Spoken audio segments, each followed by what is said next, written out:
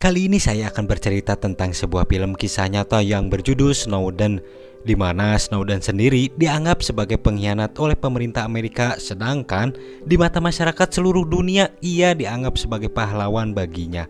Tanpa banyak ngomong, kita langsung saja ke alur ceritanya. Saya selalu teringat dengan kata bijak Abah Entot, gini bunyinya. Cara mudah untuk membuat orang mengingat Anda adalah pinjamlah uang mereka, begitu katanya.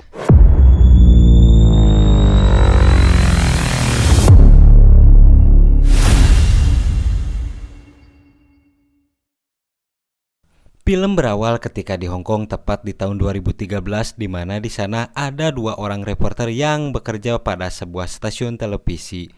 Mereka sedang menunggu seseorang narasumber untuk diajak bicara, dan ini orangnya yang bernama Snowden. Mereka kemudian melanjutkan perjalanan ke sebuah hotel privat yang tertutup rapat, bahkan gajah pun tidak bisa masuk. Singkat cerita, mereka kemudian mulai merekam pembicaraannya. Snowden lalu memperkenalkan dirinya dan mulai bercerita. Film pun flashback berawal di Georgia tahun 2004. Snowden mengikuti sebuah pelatihan militer karena ia sangat mengidolakan Bapak Prabowo dan ia termotivasi untuk membela negaranya sendiri. Tak peduli halangan serta rintangan ia lewati demi berbakti pada bangsa dan negaranya. Suatu ketika ia terjatuh dari tempat tidurnya hingga membuat kakinya patah dan dirawat di sebuah rumah sakit. Hingga si dokter menyuruh Snowden untuk memupus impiannya menjadi seorang prajurit.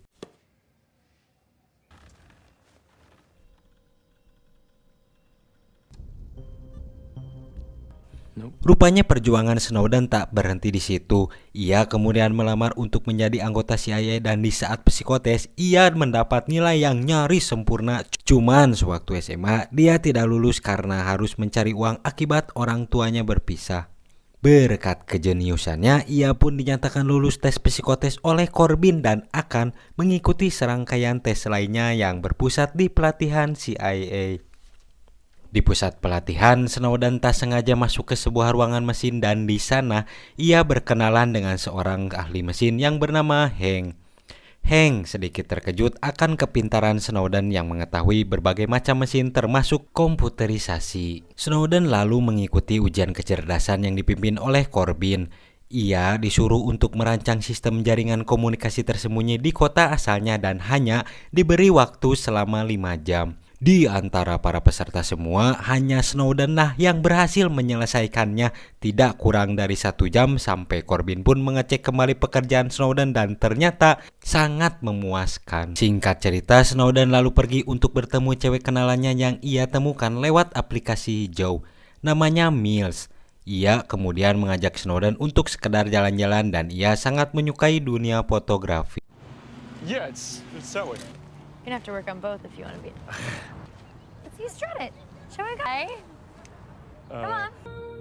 Snowden lalu bercerita pada Mills kalau ia sangat ingin sekali membela negaranya sendiri sehingga ia merasa risih ketika melihat para pendemo yang mengkritik negaranya sendiri.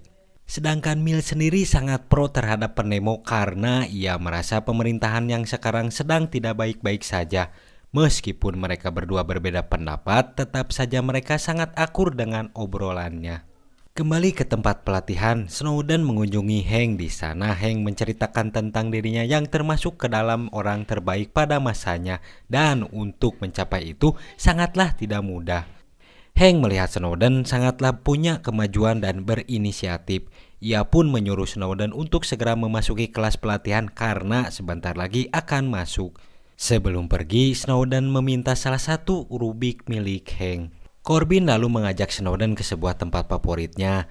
Di sana ia menceritakan tentang kejadian Irak dan ia memberitahu bahwa bahaya sesungguhnya berasal dari Cina, Rusia, dan Iran. Untuk itu pihak Amerika ingin membuat sesuatu yang bisa mengatur semuanya dan hanya dalam cyberspace dan Amerika membutuhkan orang seperti Snowden. Kembali lagi ke Hong Kong di awal cerita di mana Snowden sedang diwawancara, datanglah salah satu reporter dari harian The Guardian yang bernama Ewen.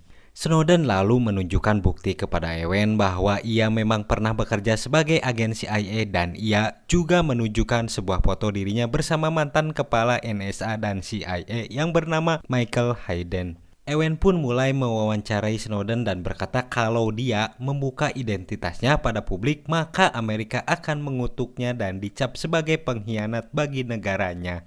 Snowden sendiri telah siap menerima semua konsekuensinya. Snowden lalu memberikan sebuah chip yang berisi data tentang pemerintah Inggris yang ia berikan kepada Ewen. Ia juga berkata bahwa mungkin sebentar lagi ia akan diburu oleh CIA termasuk semua yang ada di sini. Ewen lalu meminta izin untuk mengontak pihak Guardian untuk melanjutkan misinya atau berhenti dan karena ini merupakan berita yang sangat menggemparkan, maka Ewen pun melanjutkan sesi wawancaranya meskipun nyawanya menjadi taruhan. Di situ Snowden lalu menunjukkan sebuah program pada mereka yang bernama XKeyscore, di mana program ini bisa mencari data apa saja yang ia lihat ketika di Jenewa, Swiss. Snowden lalu menceritakan kejadian ketika di Jenewa, Swiss. Film pun flashback ketika Snowden berada di Swiss.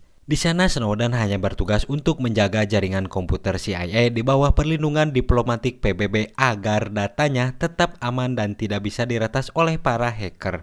Ketika Snowden sedang menghapus semua data pada sebuah CD, datanglah Gabriel Sol. Ia lalu menunjukkan pada Snowden sebuah program yang bernama XKeyscore. Di program itu kita bisa melihat perilaku orang-orang hanya dengan memasukkan kata pencarian layaknya seperti Google. Namun ini lebih spesifik yang bisa meretas email, chat, SMS atau apapun dari seluruh pelosok dunia. Snowden lalu penasaran dengan kenalannya tempo dulu yang bernama Marwan. Ketika itu Snowden dan Mills mengunjungi sebuah pesta yang dihadiri oleh orang-orang penting di berbagai negara. Di sana ia diberi tugas oleh Charles untuk membaur dan mendekati salah satu orang tersebut. Namun usaha Snowden selalu gagal hingga Mills mencoba untuk membantunya dan memperkenalkan Snowden pada salah satu pembisnis saham yang bernama Marwan. Snowden pun lalu berkata bahwa ia bekerja sebagai IT dan bisa meretas program di sahamnya. Gabriel lalu melihat data dari Marwan dan terlihat kalau dia orang paling bersih yang pernah Gabriel lihat. Meskipun Marwan terlihat baik-baik saja dengan menggunakan XKeyscore, Gabriel bisa melihat kelemahan dari keluarganya Marwan, entah itu dari anak-anaknya ataupun adik kakaknya. Gabriel lalu menunjukkan sesuatu pada Snowden kalau ia bisa meretas dan mencari kelemahan orang-orang hanya dengan program XKeyscore. Dan dengan program ini, tidak ada kata privasi, semuanya bisa diretas begitu saja. Kembali lagi ke cerita Marwan, Snowden akhirnya bisa mengetahui semua latar belakang Marwan lalu ia berikan pada Charles yang pada saat itu Marwan mendatangi mereka di sebuah klub. Marwan bercerita kalau anaknya yang bernama Salma terlalu banyak minum pil tidur karena kekasihnya telah berselingkuh lalu Charles mengajaknya untuk mabuk.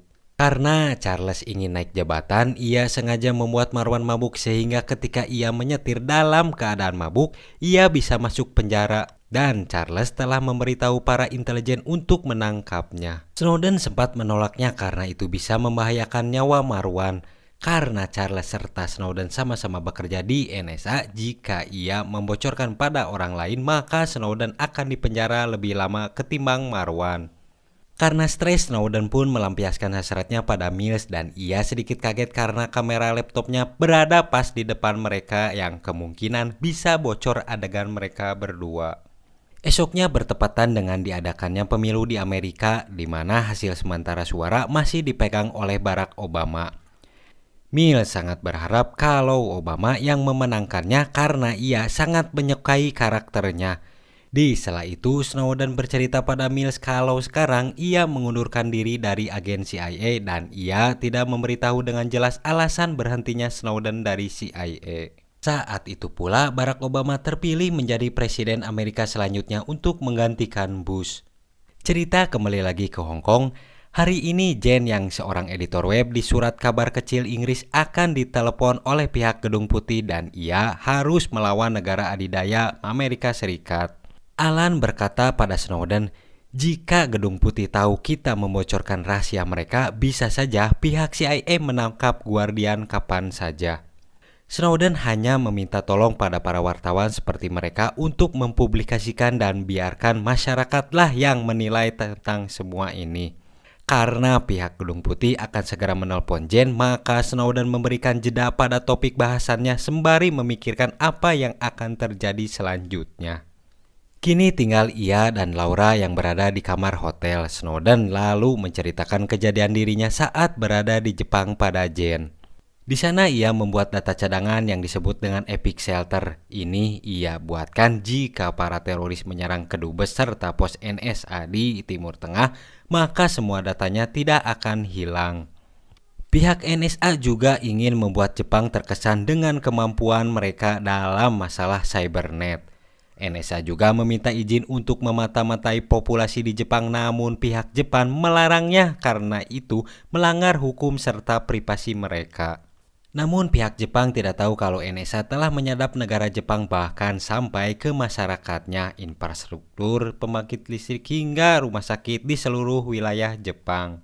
Ini bertujuan agar suatu hari nanti jika Jepang bukan sekutu baginya lagi, maka pihak Amerika dengan mudah memadamkan Jepang hanya dengan sekali klik. Bukan hanya Jepang saja, tetapi negara yang telah bersekutu dengan Amerika telah ia sadap semuanya. Jadi semua itu bukan tentang terorisme hanya sebuah pengalihan saja, tetapi ini semua tentang pengendalian ekonomi dan sosial. Snowden pun lalu mencontohkan ketika ia bekerja di Jepang, cukup dengan mencari seseorang maka email, nomor telepon hingga kontaknya akan terhubung dengan mudah ke seluruh penjuru dunia dan NSA benar-benar melacak semua ponsel di seluruh dunia. Suatu hari Corbyn mengajak Snowden untuk berburu. Di sana ia berkata bahwa rahasia adalah unsur keamanan dan keamanan adalah kemenangan. Jadi ia berharap pada Snowden untuk selalu aman dan tetaplah bersembunyi. Selesai berburu, Corbyn memperkenalkan Snowden pada temannya yang bernama Lowell. Lowell tahu bahwa otak di balik Epic Shelter yang Jepang buat itu adalah Snowden. Ia pun meminta izin pada Corbyn agar Snowden mau membantunya mengatasi Hawaii seperti yang ia buatkan pada Jepang. Corbyn lalu menyuruh Snowden pergi ke Hawaii karena ia ingin melihat Snowden berada di puncak karirnya. Snowden lalu memberitahu pada Mills tentang rencananya untuk pergi ke Hawaii. Namun Mills yang tak ingin jauh darinya, dengan kata lain Snowden pun akan menolak tawaran dari Lowell. Saat sedang memasak, tiba-tiba saja Snowden pingsan tak sadarkan diri. Mills pun membawanya ke rumah sakit dan si dokter berkata bahwa Snowden mempunyai penyakit epilepsi dan dia juga harus mengurangi tingkat stresnya. Di saat pulang, Mills ingat akan perkataan dokter dan ia membolehkan Snowden pergi ke Hawaii karena cuaca di sini sedang tidak baik-baik saja. Balik lagi ke Hong Kong. Di sana Alan menanyakan tentang percakapan Jen dengan pihak Gedung Putih, namun pihak Gedung Putih tidak memberikan jawaban yang pasti. Alan pun menyuruh untuk segera mempublikasikan rekaman Snowden di laman beritanya karena mungkin saja pihak CIA telah mengetahuinya yang bisa saja mendobrak Guardian kapanpun dia mau. Jen bukannya tidak mau mempublikasikan, tetapi ia harus berhadapan dengan pihak Gedung Putih, sedangkan Alan kini nyawanya terancam karena telah bersekutu dengan Snowden. Kembali ke cerita sebelumnya di mana Snowden memutuskan untuk pergi ke Hawaii setelah mendapat izin dari Miles. Di Hawaii, Snowden diberi tugas untuk memata-matai negara Cina. Keamanan di sana sangatlah tinggi sampai-sampai tak boleh membawa barang yang bersifat logam. Di sana ia bertemu lagi dengan Gabriel dan Gabriel telah lama bekerja di Hawaii sejak terakhir kali di Jenewa. Gabriel lalu mengajak Snowden ke kepala divisi operasi yang bernama Trevor dan ia menunjukkan ruang kerja bagi Snowden sekaligus menjadi partner barunya Patrick. Di sana Trevor memperlihatkan sebuah sasaran yang siap dimusnahkan oleh rudal jarak jauh. Program itu dinamakan Epic Shelter. Snowden tidak menyangka bahwa programnya dipakai untuk memusnahkan orang yang melawan pada Amerika.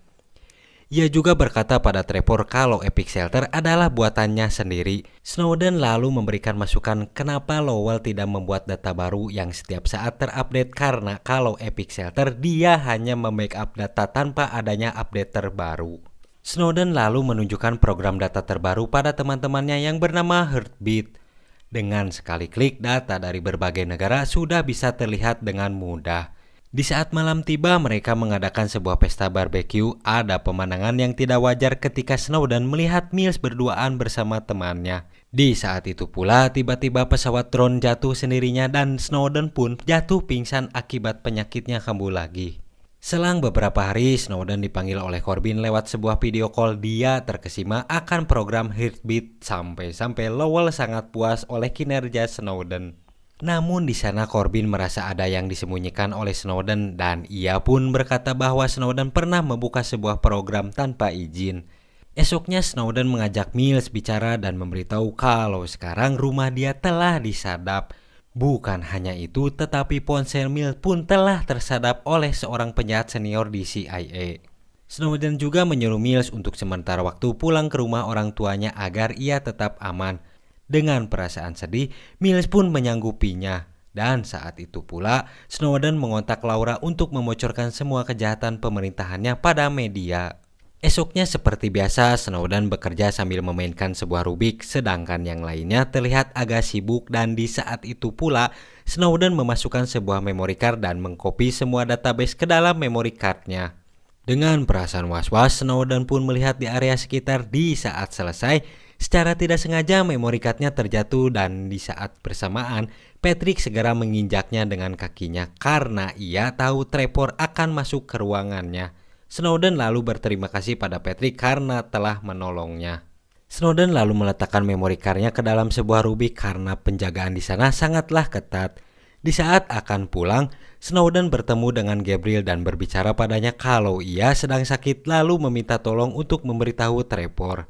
Di saat akan melewati pos penjagaan, Snowden memberikan sebuah Rubik pada salah satu penjaga dan memintanya untuk memainkannya. Karena merasa sulit, si penjaga pun kemudian memberikannya lagi pada Snowden dan ia pun berhasil membawa semua database penting milik CIA juga NSA lewat sebuah Rubik. Dan itulah cerita awal mula Snowden mendapatkan program yang membuat Amerika menjadi negara adidaya.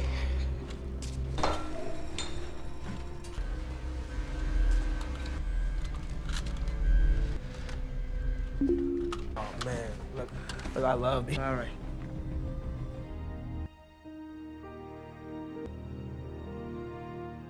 Kembali lagi ke Hong Kong, Laura memberitahu kalau pihak The Guardian telah membuat artikel Snowden secara online di laman websitenya. Mereka pun begitu antusias meskipun sekarang nyawa taruhannya. Sekarang semua media di Inggris juga Amerika memberitakan berita yang sama, di mana pihak NSA merekam semua jenis panggilan telepon email penduduk Amerika yang sangat mengganggu privasi penduduknya. Dan akhirnya video wawancara Snowden ditayangkan di beberapa stasiun televisi Amerika Serikat. Di sana ia memberitahu apa yang selama ini pemerintah Amerika lakukan pada penduduknya bahkan semua yang ada di pelosok bumi. Snowden lalu menghapus data dirinya agar dirinya tidak bisa mengakses lagi ke jaringan program NSA. Tetapi Snowden memberikan data backupnya kepada Laura, Alan, dan juga Ewen. Karena semuanya telah selesai, mereka pun meninggalkan Snowden sendirian di kamarnya. Esok paginya ketika Alan akan pergi, ia melihat banyak sekali pers telah berada di lobi hotel hingga ia memberitahu Ewen. Sekarang para wartawan sedang mencari keberadaan Snowden di mana dan sekaligus mewawancarainya. Laura lalu memberikan Snowden sebuah kamera agar ia terhindar dari kerumunan wartawan yang telah menunggunya di lobi hotel dan mereka pun berpisah. Snowden berhasil keluar dari lobi hotel berkat bantuan dari temannya Alan dan sejak saat itu pula pemerintah Amerika telah menetapkan bahwa Snowden dituduh sebagai mata-mata. Pencurian konversi properti pemerintah. Tak hanya itu, pihak Amerika juga menyuruh pemerintah Hong Kong untuk segera menangkapnya. Snowden lalu dibawa ke sebuah pengungsian untuk sementara waktu sebelum akhirnya ia berhasil keluar dari Hong Kong menuju Rusia. Banyak pihak yang beranggapan bahwa Snowden dibantu oleh salah satu perwakilan Wikileaks yang bernama Sarah Harrison. Dan kini Snowden tinggal di Rusia karena pihak Rusia memberikan perlindungan terhadapnya dibanding negaranya sendiri. Di akhir cerita, Snowden memberikan sebuah argumen di hadapan publik Amerika dan ia merasa senang atas apa yang telah dilakukannya, meskipun ia harus kehilangan masa depannya di Amerika. Whistles. And when they try to scare, we won't be intimidated. You'll be extradited if you... Dan inilah tampang Edward Snowden yang sesungguhnya. because I'm happy with Edward Snowden.